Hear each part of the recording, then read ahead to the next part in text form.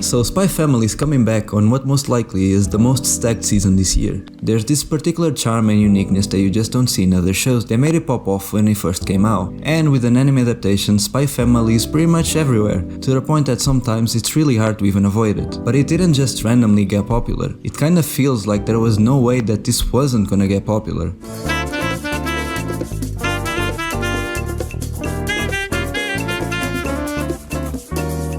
Spy Family is an anime that you just cannot hate, you just can't. It has everything that you want in a series, from action, romance, comedy, drama, everything.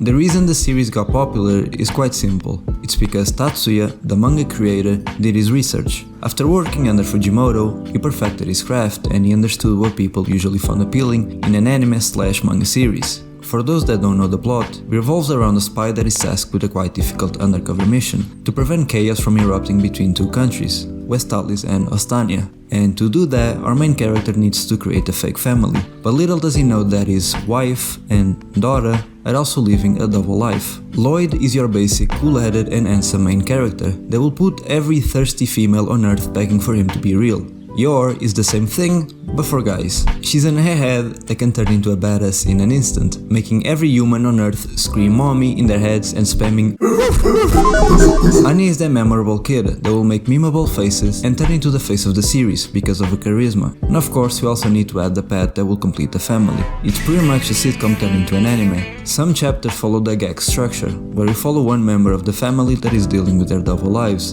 and then at the end there's a funny conclusion. It does get repetitive, but by that point new characters get introduced or something big happens. It's a really good formula. Despite the story being very comedy heavy, what a lot of people may not realize is that it's building up a lot of tension and suspense, and every time a new character gets introduced, not only is it a funny gag, but it's also adding more depth to the real story. 𝓥𝓨𝓔 and 𝓥𝓨𝓔 are pretty much at war. Don't let the warm colors and flowers distract you from what's actually at stake. The amazing thing about Spy Family is that it can go to serious mode in an instant, and not seem like a different anime. When Yor's brother got introduced and we discovered that he was working for 𝓥𝓨𝓔, my first thought was, oh, the moment this facade gets revealed, shit is gonna go down. And that's the thing, we don't know when that will happen.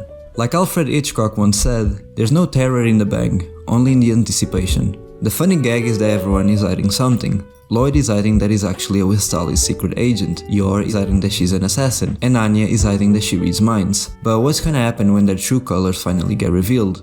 To be fair, I wouldn't be surprised if Lloyd, well, Twilight, ended up catching real feelings for Yor, and the same way around, and them not really minding that they were both lying to each other. I would go as far as to think that their love will actually end the war, but that's just a theory.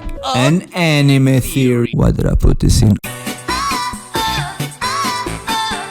The collab between Cloverworks and Wit Studio didn't just come about. Honestly, it feels like both studios wanted to eventually make a Spy Family anime and simply decided to work on it together since it was the best option. As some of you may know, some mangas get early offers to have their works adapted into an anime, and with Spy Family being so successful from the start, I'm quite certain a lot of studios were interested. Wit and Cloverworks made two series that were somewhat similar to one another, but they also feel like they were made in preparation for Spy Family. Fugo Keiji's whole vibe feels like Spy Family, from the soundtrack to the smooth main protagonist that resembles Lloyd, and Great Pretender feels like a take on the genre that is on crack or something.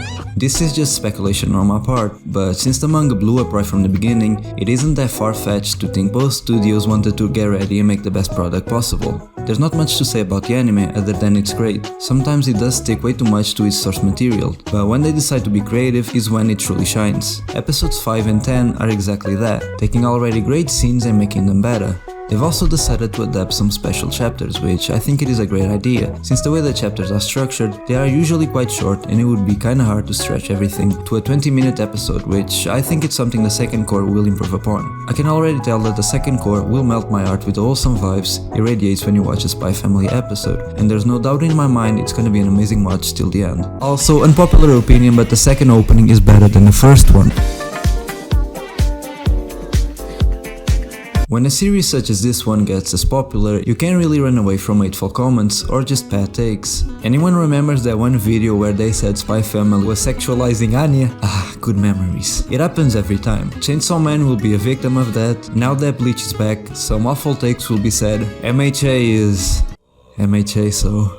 I'm actually quite curious to see what they're gonna get triggered at, cause I seriously don't see anything wrong with the series. Yes, there exist some flaws, but it's nothing to be hateful about. Most of the criticism I've seen is so dumb that it honestly feels like a child is throwing a tantrum all because Spy Family is popular, and it doesn't deserve all the hype. But most of the people that say stupid shit like this never even give the series a try, like an actual try. Some complain about Lloyd being a bad main character, some say Anya is annoying, some say Yori is a stupid character. Hey yo, what the fuck? Spy Family is an amazing anime and no one can tell me otherwise. Maybe if the series didn't get as popular, it would have been better. I guess we'll never know.